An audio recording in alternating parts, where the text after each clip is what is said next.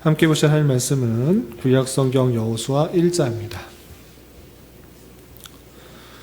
여호수아 1장 6절부터 9절까지 말씀 읽은 이후에 여호수아 계관을 살펴보도록 하겠습니다. 구약성경 여호수아 1장 6절부터 9절까지 말씀, 구약성경 320면 전후를 보시면 되겠습니다.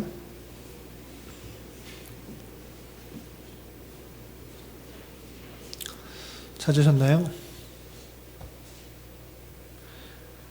320면 여호수아 1장 6절부터 9절까지 말씀, 함께 봉독합니다.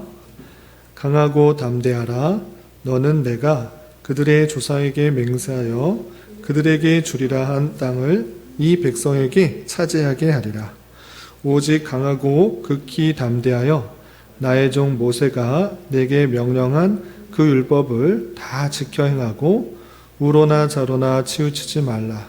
그리하면 어디로 가든지 형통하리니 이 율법책을 내 입에서 떠나지 말게 하며 주야로 그것을 묵상하여 그 안에 기록된 대로 다 지켜 행하라.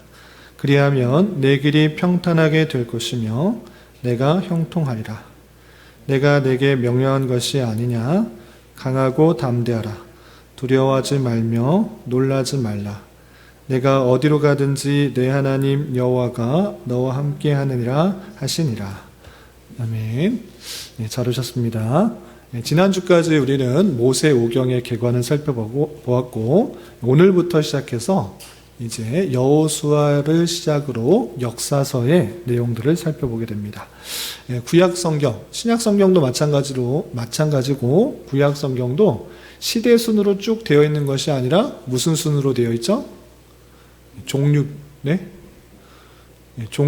되어 있습니다. 그래서 모세오경 나온 다음에 역사서가 나오고 또 성문서가 나오고 선지서가 나옵니다.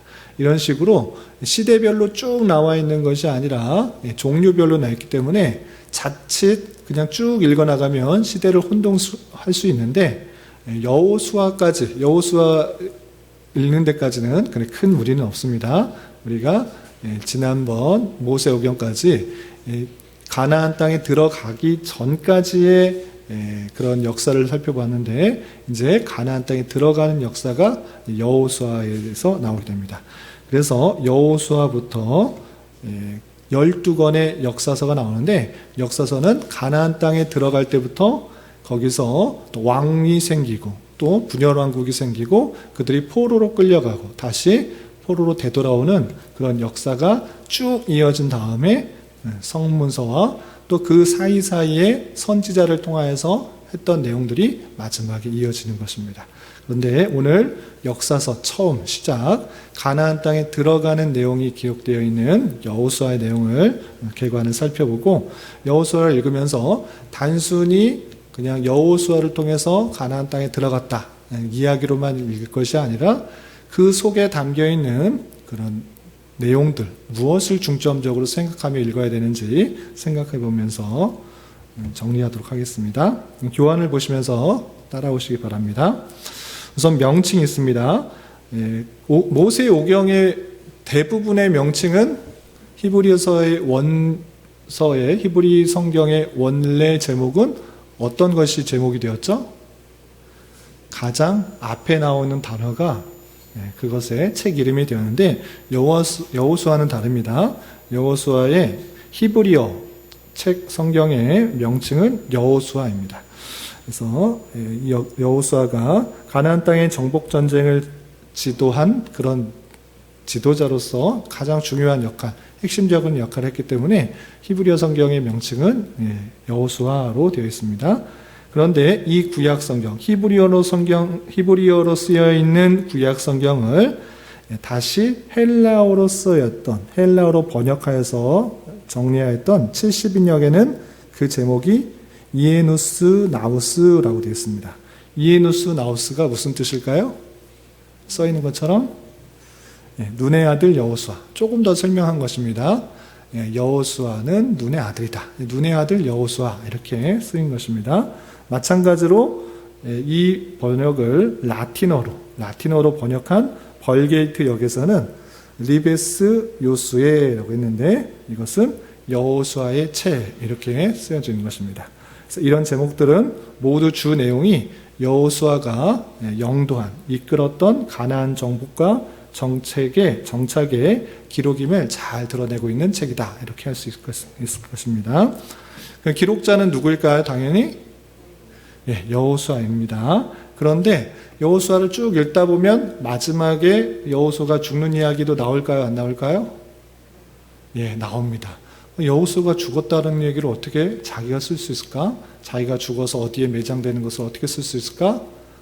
그 부분은 다른 사람이 썼을 것이다 라고 생각할 수 있는 것입니다. 그래서 제사장 엘르아살이나 그의 아들 비느하스에 의해서 기록되었을 것으로 추측하지만 나머지 대부분은 누구에 의해서? 여호수아에 의해서 썼을 것으로 생각하는 것입니다. 어떤 표현들이 많이 나와 있냐면 여호수아 24장 26절 보시면 여러분들 교환에 있습니다. 여호수아가 이 모든 말씀을 하나님의 율법책에 기록하고 큰 돌을 가져다가 거기 여호와의 성소 곁에 있는 상수리 나무 아래에 세우고 라고 하는 이런 표현들이 여러 곳에 등장하기 때문에 당연히 여호수아가 많은 것을 기록했다라는 내용이 있기 때문에 전체를 다 여호수아가 썼을 것이다 이렇게 생각할 수 있는 것입니다. 그리고 추가적으로 이 뒷부분은 누가 썼는지 정확하게 알 수 없으나 또 다른 제사장 엘르아살이나 또는 비느하스 또는 다른 사람에 의해서 추가적으로 기록되고 또 수정과 편집을 했을 수도 있겠다라는 생각을 할 수 있습니다. 그리고 그러면 이 기록은 언제 기록한 것인가라고 했을 때는 여호수아가 죽고 난 뒤인 대략 12세기 전, BC 12세기 이전에 기록했을 것으로 확신하는 것입니다.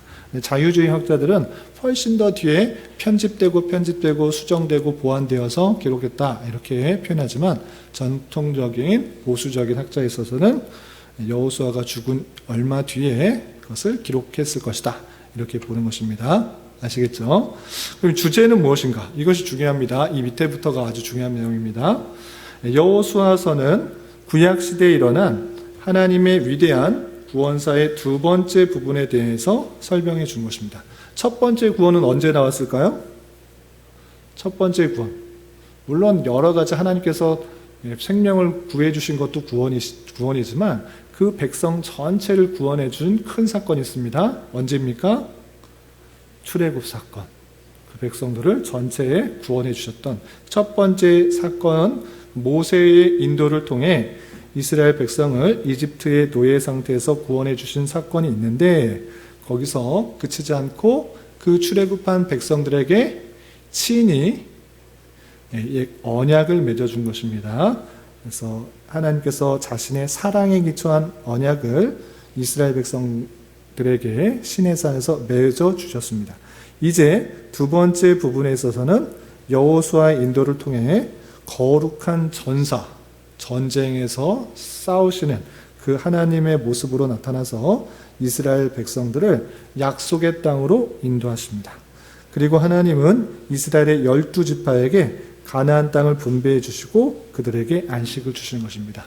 이제 1차적으로는 애굽에서 이끌어낸 구원을 보여주셨지만 이제 2차적으로는 그냥 떠돌이 생활이 아니라 가나안 땅으로 들어가게 하시는 그 구원의 역사, 거기서 전쟁을 통해서 승리케 하시고 그 땅을 주시는 그 역사를 보여주는 것이 여호수아다 이렇게 생각하시면 되겠습니다. 그래서 이 내용을 통해서 알아야 될 것은 무엇인가? 이렇게 여호수아에서는 하나님의 신실하심 속에서 이루어지는 약속들에 대해 가르치고 있으며 또한 죄를 멸하시는 하나님의 공의 그리고 죄인들을 향한 하나님의 위대한 자비하심에 대해서 자세하게 보여주고 있는 것입니다. 하나님께서 이스라엘 백성들을 그냥 애굽에서 나오게 하실 뿐만 아니라 아브라함에게 약속하셨던 것을 이루어 주시는 하나님, 약속하신 것을 반드시 이루시는 하나님. 우리의 부모는, 엄마 아빠는 간혹가다 약속한 것을 잊어버리고 까먹고 변개할 수도 있는데 하나님은 그러신 분이시다 아니시다? 아니시다. 몇백 년이 지날지라도 약속한 것은 반드시 이루시는 분이시다라는 것들을 보여주고 있는 것입니다. 또한 그 정복 전쟁에서 가나안 백성들을 그냥 살려두어라 라고 했습니까? 완전히 진멸하라고 하셨습니까? 진멸하라고 했기 때문에 그 백성들을 그냥 다 진멸하는 하나님의 무자비하신 하나님이 아니라 죄에 대하여 하나님께서 창조 질서를 허락하셨는데 그 뜻대로 행하지 않고 타락한 본성의 모습대로 성적인 타락과 윤리적인 타락, 도덕적 타락, 그 타락한 모습들을 참으시고 참모하시다가 너무나 관영했기 때문에 소돔과 고모라를 진멸하듯이 이스라엘 백성들을 통하여서 진멸하시는, 죄를 멸하시는 하나님의 공의를 살펴볼 수가 있는 것이고, 또 그럼에도 불구하고 죄인들을 향한 하나님의 위대한 자비하심이 나타난 것입니다. 이스라엘 백성도 여전히 죄가 나타나고, 그럼에도 불구하고 하나님께서 택하신 백성들에게 은혜를 베푸시고, 또 이방 백성임에도 불구하고 그들에게 자비를 베푸셔서 구원하시는 장면이 곳곳에서 나오는 것입니다. 그 내용들을 살펴볼 수 있습니다. 혹시 졸리면 뒤쪽에 가서 간식을 좀 가져와서 드시면서 하시기 바랍니다. 그리고 목적과 배경이 있습니다. 이 글의 목적, 주제하고 비슷한데 배경부터 살펴보면 좋겠습니다. 2번에 보면 배경이 있는데 이 배경을 보겠습니다. 모세 오경 다음에 위치한 여호수아서는 오경에서 시작된 땅 이야기를 마무리합니다. 우리 지난주까지 살펴봤죠. 민수기를 지나 신명기를 읽을 때 태어난 2세대 백성들에게 가나안 땅에 들어갔을 때 또 어떻게 살아야 되는지 다 알려줬는데 가나안 땅에 들어갔습니까? 들어가지 못했습니까?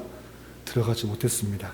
그런데 이제 그 약속들이 마무리되는 것을 보여주는 것입니다.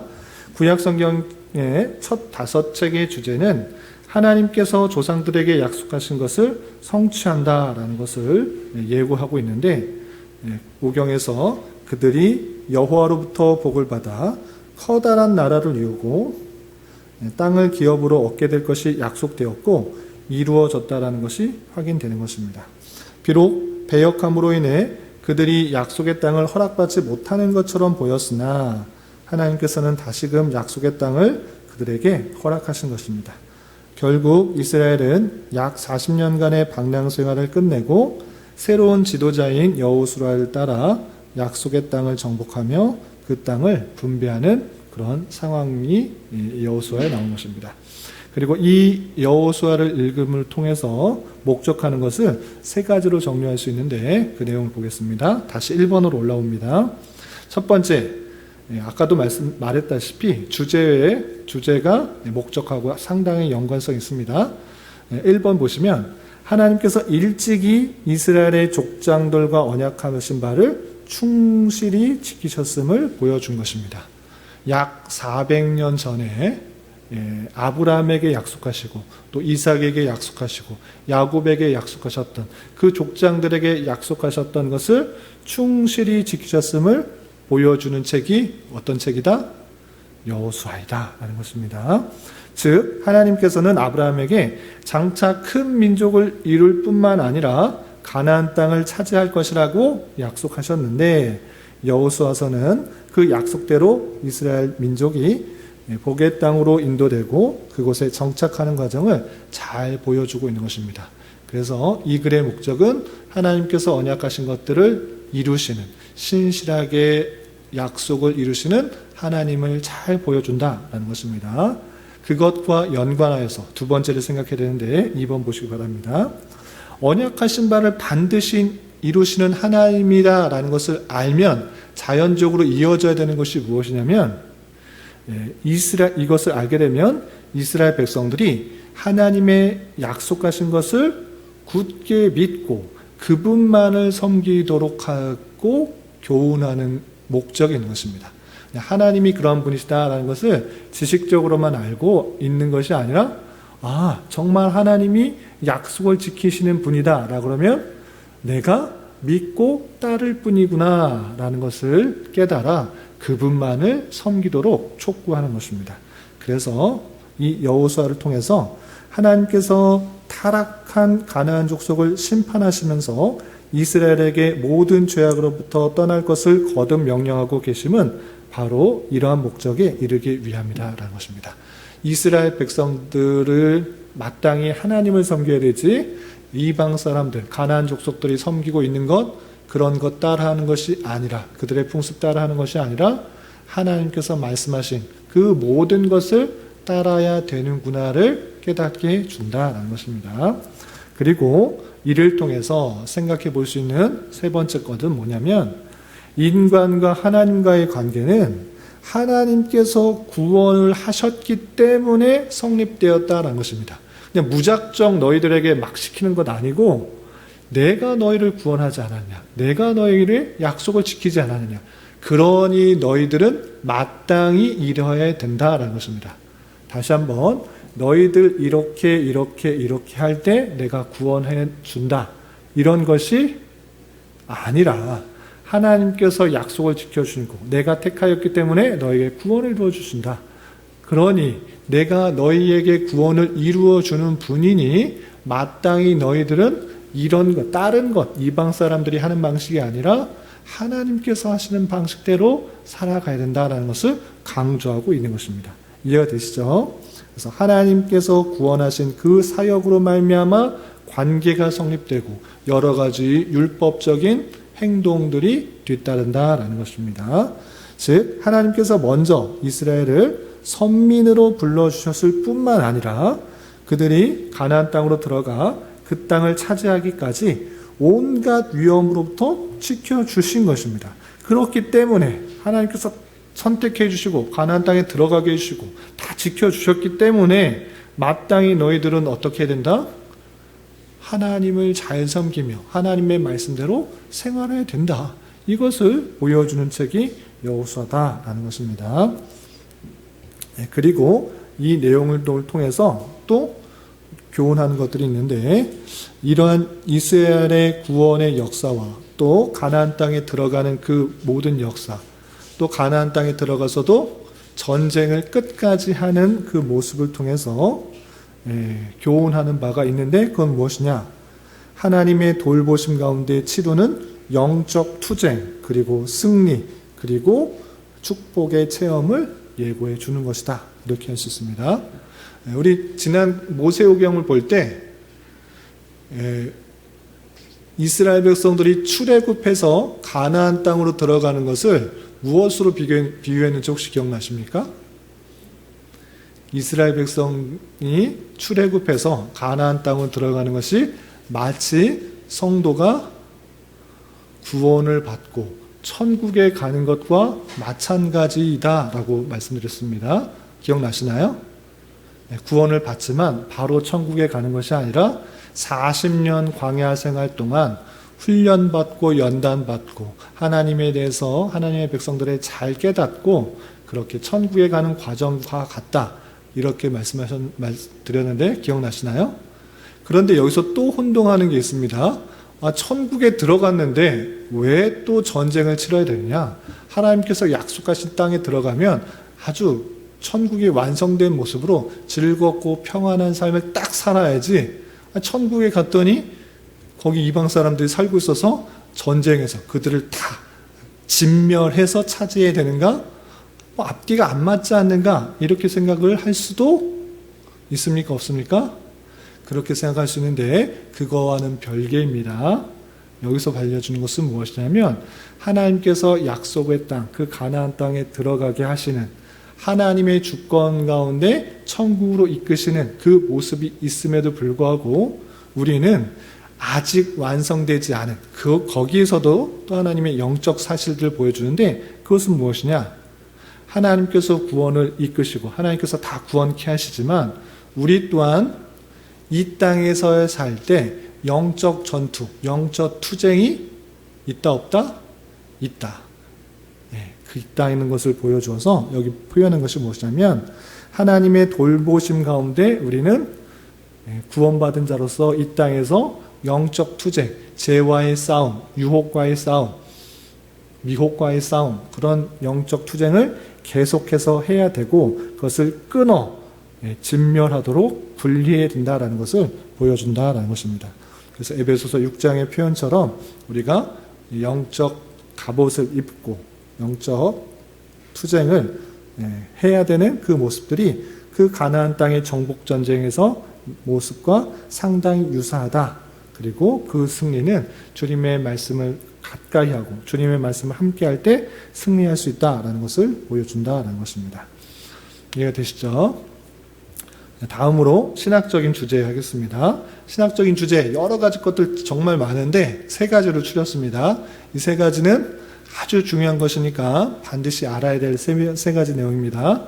그런데 앞에서 했던 내용들이 거의 반복됐기 때문에 어려운 내용일까요? 어렵지 않은 내용일까요? 어렵지 않습니다. 거의 반복됐던 것이고 또 모세오경 할 때, 또 특별히 민수기, 신명기 할 때도 나왔던 내용들 때문에 그렇게 어렵지 않습니다. 그러나 여호수아에서 아주 강조되고 있는 것이기 때문에 다시 한번 확인하도록 하겠습니다. 첫 번째, 땅에 대해서 나와 있는데 이 땅을 차지하는 것, 이스라엘 백성들이 가나안 땅을 차지하는 것, 그 무슨 의미 있는가? 이게 아주 중요한 의미를 갖고 있는데 다음과 같이 생각할 수 있습니다. 했던 내용들 반복이니까 다시 한번 정리하겠습니다. 여호수아서는 약속의 땅에 대한 이야기가 핵심적으로 다뤄지는 것입니다. 다시 말하면 땅을 정복한 것, 약속의 땅을 정복하는 내용이 1장부터 12장까지 나오고 약속의 땅을 정복해서 이스라엘 12지파에게 분배하는 내용이 13장부터 21장까지 나오고 또 분배가 다 끝나고 그 땅을 잘 보존할 수 있도록 하나님의 언약대로 잘 살아라 하는 내용이 22장부터 마지막까지 나오는 것입니다. 땅 얘기로 핵심으로 이어지고 있다는 것을 알 수 있습니다. 그런데 이 땅, 이 가나안 땅, 젖과 꿀이 흐르는 이 땅은 온 세상의 창조주이시며 소유주이신 하나님께서 누구에게? 아브라함과 그의 아들 이스라엘의 족장들에게 약속하신 땅이었다는 것입니다. 그래서 이 땅의 점령은 여호수아에 의해 완수되는데 그리고 제법 뽑기 위해서 12지파에게 분배되는데 이 땅, 분배된 땅이 의미하는 것이 무엇인가를 아는 것이 중요합니다. 그냥 단순히 약속을 지켰다. 하나님께서 약속을 지켜주셨다라는 것에 그치는 것이 아니라 이 12지파에게 분배된 땅은 구원받은 하나님의 백성들이 하나님으로부터 받는 분깃을 뜻하는 것입니다. 여러분도 하나님의 언약 백성이면 하나님께 받을 분깃이 있습니다. 그것이 어디냐? 가나안 땅과 같은 것입니다. 그런데 이 가나안 땅은 단순히 눈에 보이는 땅이 아니라 하늘에 있는 땅으로 받는 것입니다. 그러니까 우리에게 주어진 분깃은 이 땅에 있는 것이 아니라 하늘의 줄로 재어준 것으로 하늘 백성, 천국을 소유한 백성이다라는 것입니다. 그렇기 때문에 이것은 율법에 이스라엘 백성들에게 땅을 분배할 때 어떤 방식으로 분배했을까요? 12지파가 분배받는 데 있어서 제비뽑기. 하나님께서 우리 지난주에 뽑기 했잖아요. 선물 뽑기 했잖아요.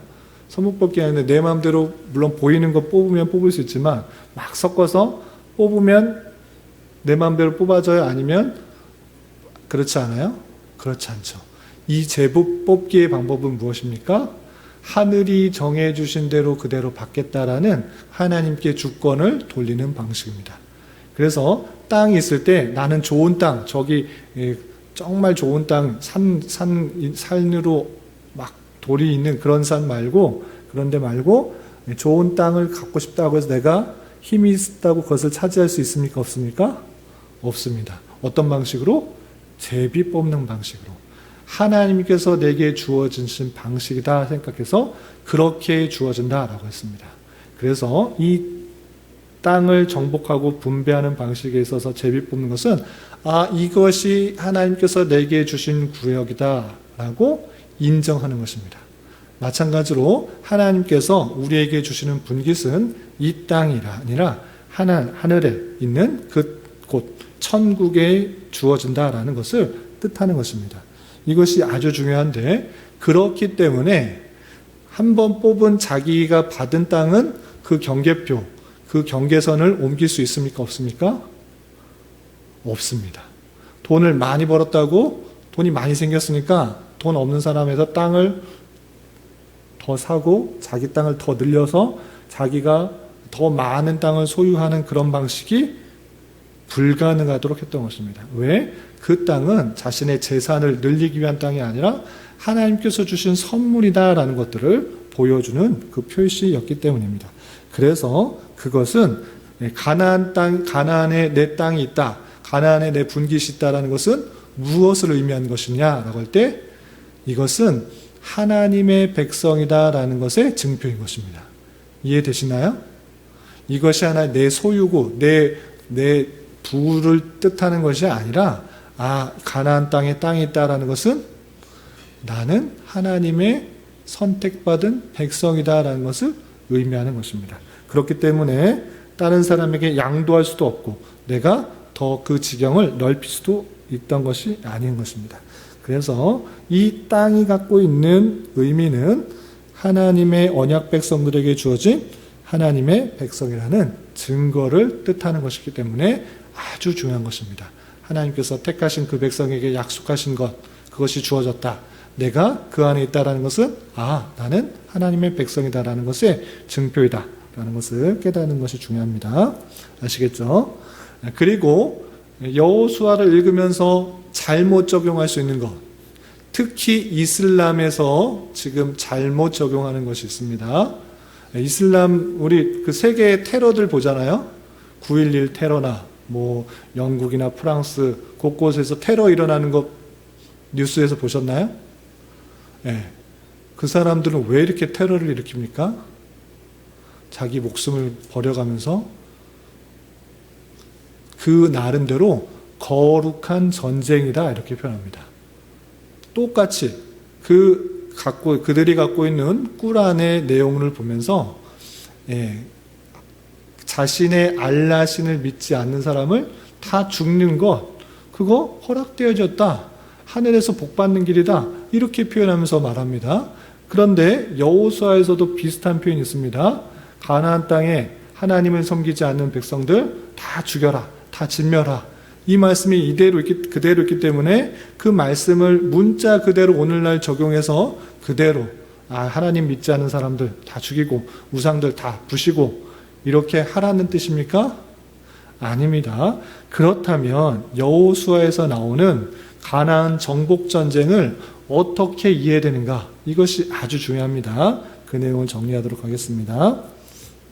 3페이지 2번입니다. 거룩한 전쟁, 이것을 히브리어는 헤렘이라고 하는데, 헤렘의 그 내용을 보면 사람과 동물 모두를 죽여라, 진멸하라, 전멸시켜라 라는 하나님의 명령이 담겨있는 전쟁을 뜻하는 것입니다. 그런데 이렇게 여호수아에서 오늘날에도 가장 크게 논란이 되고 믿지 않는 사람들로부터 단순하게 비판되는 내용이 되는 것은 이 거룩한 전쟁, 성전, 한문으로 하면 성전이고 히브리어로 하면 헤렘인데, 이것에 대해서 계속해서 논란이 되고 비판이 되는 것입니다. 성전, 헤렘은 전멸 또는 진멸을 뜻하는 단어이고, 출애굽과 가나안 정복에 있어서 가장 중요한 단어로 나오고 있습니다. 그런데 여기서 우선으로 생각해야 될 것은 어떤 전쟁을 헤렘, 거룩한 전쟁, 성전으로 규정하느냐인데, 그것은 다름 아니라 오직 하나님의 명령에 달려있는 것입니다. 아무거나 다 헤렘, 성전이라고 표현한 것이 아니라 하나님께서 정해준 것, 그것만을 성전이라고 할 수 있는 것입니다. 그래서 전쟁의 원인인 죄인 경우이거나 여호와의 심판으로 진행되는 경우를 헤렘의 전쟁으로 하나님께서는 규정하여서 그 죄에 대한 심판으로서 이렇게 말씀하고 있다는 것을 살펴볼 수 있습니다. 그래서 이 헤렘은 매우 특별한 전쟁으로 일정한 규칙이 있는데, 우선은 헤렘 전쟁은 하나님의 명령에 의해 준비되고 나팔을 부는 것으로 시작됩니다. 그리고 병사들은 호흡이 있는 모든 생명을 다 진멸해야 됩니다. 그리고 여기서 중요한 것은 이 전쟁은 하나님께서 직접 앞서 싸우고 있는 전쟁이라는 것이 중요합니다. 하나님께서 뒷짐지고 있는 것이 아니라 하나님께서 앞서서 사람의 방편이 아니라 우박이나 또는 성을 돌거나 사람이 생각하지 못하는 방법으로 하나님께서 행하셨기 때문에 그 전쟁의 승리가 보장되고 있는 것을 볼 수 있습니다. 그렇기 때문에 당연히 전쟁의 승리는 그들의 열심과 그들의 노력과 그들의 힘이 아니라 하나님께서 하신 전쟁의 승리이기 때문에 전리품을도 다 어떻게 됩니까? 하나님께 돌려야 되는 것입니다. 자기의 공로가 전혀 아니라는 것을 그들이 깨달아야 됐습니다. 그런데 아간이 어땠습니까? 전쟁에 승리했는데 이거 갖고 싶어서 숨겼다가 아주 조그만 아이성, 여리고성도 점령했는데 이 아이성 같은 거 그냥 물리칠 수 있겠다 생각해서 전쟁했으나 승리했습니까? 못했습니까? 못했다. 전쟁의 승리는 너희들의 힘과 노력과 지략에 있는 것이 아니라 하나님께서 하신다라는 것들을 보여주는 것입니다. 그래서 이 헤렘 전쟁의 특징은 물론 방법이 정해졌고 수단이 정해졌지만 하나님께서 하시는 심판이다라는 것들을 보여주는 것입니다. 당연히 하나님께 모든 공로가 돌려져야 되는데 그 전리품을 하나님께 다 갖다 드리라고 하였으나 그것을 순종하지 않은 사람들은 신성모독을 하여 심판을 받는 그 모습들도 보이는 것입니다. 이렇게 거룩한 전쟁에 있어서는 오직 하나님의 주권 가운데 죄악을 심판하시는 놀라운 뜻이 담겨 있다는 것을 잊지 말아야 될 것입니다. 그래서 다음과 같이 이 거룩한 전쟁, 헤렘에 대해서 교훈과 또 원리들을 정리할 수 있는 것입니다. 세 가지로 정리할 수 있는데, 첫 번째, 가장 높으신 재판장이신 하나님께서는 자기의 완전한 공의에 근거해서 사람들을 심판할 권리를 당연히 갖고 계시다. 하나님께서 창조하셨고 하나님께서 원리를 다 만드셨는데 그 원리들을 다 깨고 자기 아들을 그냥 불에 태워 죽이고 신에 박히고 또 동물과 성교를 하고 또 동성애를 행하는 아주 타락한 모습들 나타나고 있는 것, 그 모든 것들을 심판하실 권리를 갖고 계시다. 왜? 그가 창조하셨고 또 모든 것을 판단하시는 분이시기 때문에. 그리고 창조주이신 하나님은 자기의 선하는 뜻대로 땅을 나누어 줄 권리를 지니신다. 하나님께서 만드신 땅 아니냐? 가나안 땅, 그 땅 누가 만들었느냐? 창조자가 만드신 것 아니냐? 당연히 가나안 땅, 내가 주겠다고 약속한 것 하나님께서 창조하셨기 때문에 당연한 권리를 지니시고 또 그 창조주의 뜻대로 올바로 살아가지 않을 때 심판자이신 그분께서 심판하실 권리가 있다는 것을 생각해 볼 수가 있는 것입니다. 그리고 두 번째, 하나님의 백성으로서 신정국가를 이루는 이스라엘 공동체의 영적, 도덕적인 순결을 위해 이방 족속들의 죄악으로부터 보호할 필요가 있었던 것입니다. 하나님의 백성인데 당연히 그 백성들이 올바르게 살아가기를 하겠습니까? 아니면 마음대로 살아가기를 하겠습니까? 당연히 올바르게 살아가도록 하는 것입니다. 우리나라도 그 나라의 백성들이 평안하고 안녕을 가지고 고요하고 단정한 삶을 살아가기 위해서 다양한 법과 질서를 만들고 지키도록 하는 것입니다. 그게 국가의 역할이죠. 그냥 마음대로 살아라, 마약하고 도둑질하고 살인하고 마음대로 살아라 하는 것은 무정부죠. 그러나 어떠한 정부도 그 백성들이 일정한 질서를 가지고 평안하게 살도록 또 잘 살아갈 수 있도록 하는 것이 마땅한 그런 국가의 책임일진데 하나님께서도 당연하게 그 백성을 영적으로 또 도덕적으로 순결하고 거룩하게 지키게 하기 위해서 이방 족속들의 다양한 죄악들로부터 보호할 필요가 있었던 것입니다. 가나안 백성들의 죄악들은 예전에도 설명했는데 어떤 죄악들이 있었습니까? 잠깐 설명했는데 성적인 타락이 너무 심해서 동성애뿐만 아니라 수음도 했습니다. 수음이 뭡니까? 동물과 성교를 하는 것. 있어서는 안 될 그런 일들이 너무나 버젓이 일어났고, 또 우상숭배뿐만 아니라 윤리적으로 타락해서 자기의 아들을 어떻게 합니까? 불 가운데 지나게 하거나 아니면 불에 태워서 그 신에게 만족시키는 그런 일들이 있습니다. 어떻게 이런 일이 있을 수 있습니까? 이것은 해서는 안 될 일이기 때문에 너무나 타락하고 너무나 부패하고 소돔과 고모라보다 더 부패한 모습들이 가나안 땅에 있었기 때문에 사람뿐만 아니라 동물들까지 다 진멸시켜서 완전히 멸하도록 하는 그 모습도 있었던 것입니다. 이렇게 하나님의 백성들을 더욱더 영적으로 또 윤리적으로 도덕적으로 순결을 잘 지키고 올바르게 살아가기 위해서 하나님께서는 그렇게 심판하셨다는 것을 살펴볼 수 있는 것입니다. 또한 여기서 그치지 않고 세 번째 중요합니다. 세 번째, 이방인들을 가나안 백성들 다 죽이셨는가? 그렇지 않고 이방인일지라도 심지어 가나안 족속일지라도 그 사람이 여호와에 대한 올바른 믿음과 또 행동을 할 때 하나님께서 심판하셨다, 심판하지 않으셨다? 심판하지 않으셨다. 이것을 잘 보셔야 됩니다. 하나님께서는 무자비하다 이것이 아니고 그들이 회개하고 뉘우쳤고, 내가 저 하나님, 저 여호수아가 믿는 하나님께 붙어야지만 살 수 있겠다 생각하여서 멀리서 온 것처럼 한 그 속이는 그 족속들 살려주는 그 모습들을 보게 된 것입니다. 이를 통해서 여호와에 대한 올바른 신앙을 갖고 있으면 이방인일지라도 심지어 반드시 진멸하도록 한 가나안 사람일지라도 그를 용서하고 또 구원받게 하시는 하나님의 자비를 함께 살펴볼 수가 있는 것입니다.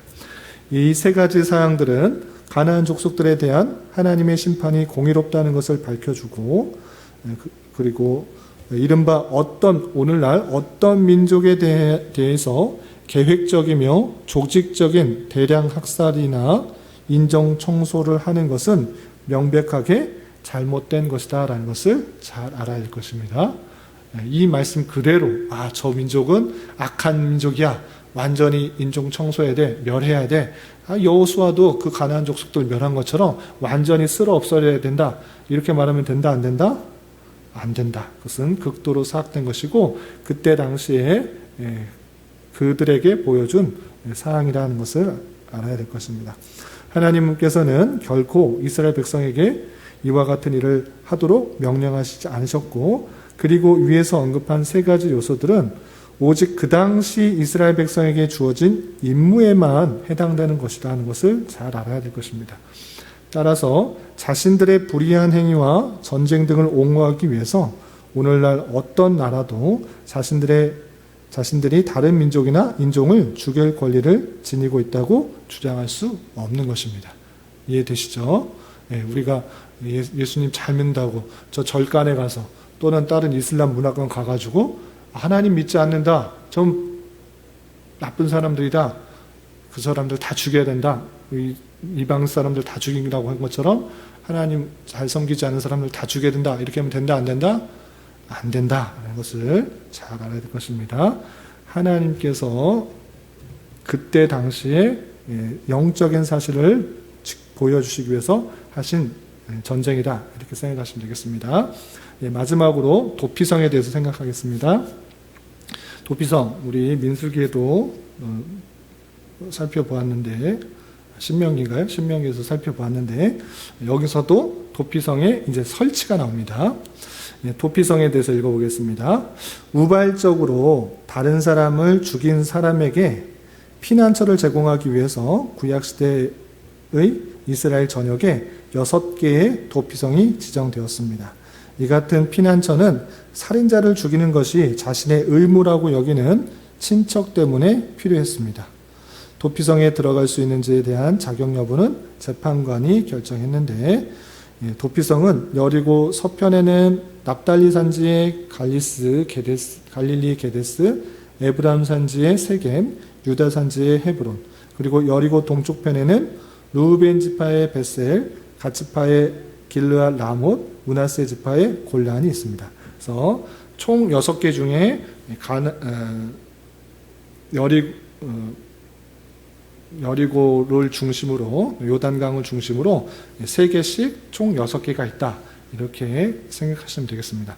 그런데 이 6개를 설치한 방식과 내용이 중요합니다. 아까도 말씀드린 것처럼 의도치 않게 일부러 살인한 사람들을 피하라고 있는 것이 아니라 어쩌다 보니까 실수로 사람을 죽일 수도 있습니까? 없습니까?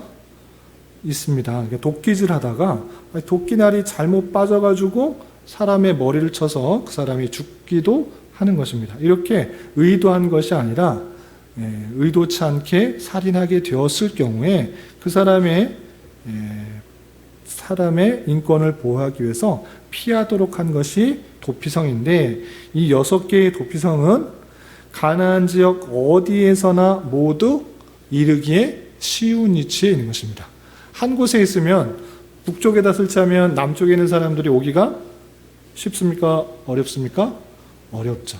그래서 동쪽에 3개, 서쪽에 3개 해서 총 6개, 어느 지역이나 쉽게 올 수 있도록 설치한 것입니다.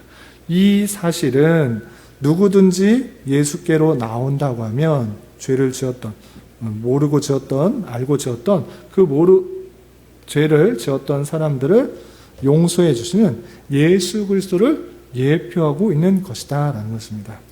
이러한 죄인에 대한 하나님의 사랑은 이 땅에서 예수 그리스도로 구체화되었고, 하나님께서는 당신의 사랑으로 말미암아 인간이 죄악으로 멸망해 가는 것을 간과하실 수 없어 그분의 독생자 예수 그리스도를 인간 대신 죽게 하사 인간의 멸망을 막으셨으며, 나아가서 예수 그리스도로 말미암아 하나님의 영원한 영광 중에 거하게 하셨습니다.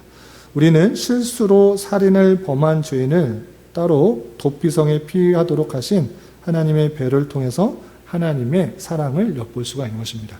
그냥 단순히 우발적인 또는 의도치 않게 살인한 것을 인권적으로 보호하는 것에 그치지 않고, 그냥 그것에 그치지 않고 어디선지 쉽게 올 수 있다는 것과, 또 그 피해했던 실수로 죽였던 그 살인자가 그곳에서 목숨을 건질 수 있었던 것은 그 안에 대제사장이 살 수 있는 동안에 그 생명이 보장되었던 것입니다. 그렇기 때문에 대제사장이 살아있는 동안 그의 생명을 지켜주고 도피성에 피할 수 있게 하셨다? 이것은 단순히 인권을 보호하기 위한 차원에서 그치는 것이 아니라 언제든지 누구든지 죄를 지었을 때 주님께로 나온다고 하면 그 생명이 보존될 수 있다는 것을 생각하도록 하는 예수 그리스도를 예표하는 그런 제도이구나라는 것을 알 수 있는 것입니다. 이렇게 곳곳에서 예수 그리스도를 예표하는 내용들이 있다라는 사실들을 잘 살펴볼 수 있어야 될 것입니다. 이해가 되시죠? 그러면 주요 내용과 구조, 이건 간단하게 하고 넘어가겠습니다. 여호수아는 총 24장까지 있는데 가장 크게는 두 부분으로 나눌 수 있습니다. 어떻게 나눌 수 있는가? 이스라엘 백성들이 땅을 정복하는 사건과 또 정복한 땅을 12지파에 분배하는 사건, 이렇게 나눌 수 있습니다. 그래서 1장부터 12장까지 절반을 뚝 잘라서 1장부터 12장까지는 이스라엘 백성들이 땅을 정복하는 내용, 그리고 13장부터 마지막 24장까지는 땅을 정복한 것을 분배하는 내용이다. 이렇게 이해하시면 되겠습니다. 그런데 너무 크게 나눴으니까 거기를 조금 하나씩 더 절반을 나누면, 네 부분을 나누면 1장부터 12장을 또 절반을 나누면 1장부터 5장까지는 약속의 땅으로 건너가는 것, 그 가나안 땅으로 건너가는 내용이 나오고, 또 6장부터 12장까지는 그 가나안 땅 건너가서 전쟁하는 내용, 정복하는 내용이 나오는 것입니다. 그리고 뒷부분 땅을 분배하는 것에 있어서 13장부터 21장까지는 12지파에게 땅을 분배하는 것, 제비 뽑아서 분배하는 내용이 나오고요. 그리고 22장부터 24장까지는 땅을 분배받고 나서 끝이 아니라 분배받은 그 땅에서 하나님만을 잘 섬겨야 될 것을 그런 약속하는 또 당부하는 그 내용이 나옵니다. 이렇게 총 4부분 난다. 이렇게 생각하시면 되겠습니다. 여기까지 여호수아에 대해서 살펴봤는데 대략적인 그림이 잡히시죠? 땅의 중요성, 그리고 전쟁에 있어서 오해하지 말아야 될 것, 그리고 도피성의 그 내용들, 이 내용을 통해서 하나님께서 택하신 백성들을 어떻게 이끌어 가시는지를 잘 깨닫고 또 우리가 받을 분깃이 어디인지 그것을 잘 생각해 보면서 여호수아를 읽어나가면 되겠습니다. 혹시 궁금한 점 있으시면 질문하시고 없으면 마치겠습니다. 대략적으로 이해되시죠? 이런 기준을 따라서 여호수아 읽어나가시면 되겠습니다. 하실 말씀 있으세요?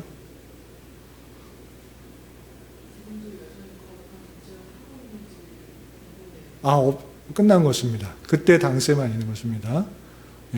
그런데 이슬람에서만 있습니다. 이슬람에서는 계속 테러를 일으키는 것이 거룩한 전쟁, 그 나름대로 성전이라고 표현합니다. 저 사람들 다 죽이는 거, 이것은 꾸란에 기록되어 있는 것이고, 이렇게 하는 것은 하나님의 뜻이며 하나님께서 천국에서 상을 내려주신다. 이렇게 생각해서 그렇게 하고 있는데 그것 안 되는 것입니다. 기독교에서는 절대 그렇게 행하지 않고 그때 당시에 그 백성들에게 주셨던 모습이고 영적인 사실들, 하나님께서 죄악에 대해서 심판하신다는 것을 하나로 징표로서 알려주는 것이지 반복돼서 해야 된다 이렇게 표현하지 않습니다. 우리는 성경에 주의해야 되는 것 중에 하나가 성경에 있다고 해서 똑같이 반복해서 해야 된다 이것을 말하는 것이 아닙니다. 신약에서도 예수님께서 많은 기적들을 행하셨는데 또 제자들도 많은 기적들을 행한 것들이 나타나는데 오늘날에도 성경에 쓰니까 똑같이 해야 된다? 이것을 말하는 것이 아닙니다. 기록된 것을 통해서 하나님께서 말씀하시고자 하는 것이, 하나님께서 의도하는 것이 무엇인지를 잘 분별하지 못하면 그냥 말씀대로 적용하고 말씀대로 했기 때문에 성경적이다 그렇게 하면 오류가 나는 것이고 잘못된 적용을 하는 것입니다. 그래서 성전은 거룩한 전쟁, 헤렘의 전쟁은 그때 당시에 이스라엘 백성들에게만 해당되는 내용이다. 이렇게 생각하시면 되겠습니다. 되셨죠? 기도하고 마치겠습니다. 하나님 아버지 감사합니다. 오늘 여호수아의 계론을 통하여서 하나님께서 아브라함과 그 족장들에게 약속하셨던 것을 신실하게 이루어 주시고 또 하나님의 택하신 백성에게 약속하신 그 내용들을 또 신실하게 이루어 가시는 신실성과 또 그런 하나님을 믿는 자로서 더욱더 이 세상이 아니라 또 세상 사람들의 방식이 아니라 하나님의 주신 말씀대로 살아가야 하는 백성임을 깨닫게 하여 주심을 감사드립니다. 우리가 하나님의 선택을 받아 또 예수 그리스도를 주로 고백하며 나의 모든 죄를 씻어주신 것을 감사하는 자로 또 살아갈 텐데 하나님께서 주신 말씀이 무엇인지를 잘 깨달으며 이 땅에서 있는 다양한 죄의 유혹과 또 미혹들에게 있어서 영적 전투를 하며 잘 승리하며 나갈 수 있도록 인도하여 주시고 우리에게 줄로 재어진 구역이 오직 하늘에 있다는 것을 기억하며 늘 천국을 소망하며 하나님의 백성답게 잘 빚어져가는 삶을 살아갈 수 있도록 인도하여 주시옵소서. 주님, 2024년도 새해가 밝았습니다. 각자 소망하는 것, 주님의 뜻 안에서 가장 선하게 역사되게 주님께서 인도하여 주시고 무엇보다도 올 한 해 우리 교회가 주님과 동행하며 서로에게 힘과 위로가 되는 공동체로 잘 성장할 수 있도록 은혜를 더하여 주시옵소서. 교회 내 육체의 질병과 연약함으로 또 어렵고 힘든 지체들 주님께서 붙들어 주시고 잘 회복할 수 있도록 인도하여 주시고 또 여러 가지 어려움 갖고 있는 성도들 주님께서 그 기도에 응답해 주셔서 가장 선한 것들로 채워 주시옵소서. 이 모든 말씀 예수님의 이름으로 감사히 기도드리옵나이다. 아멘.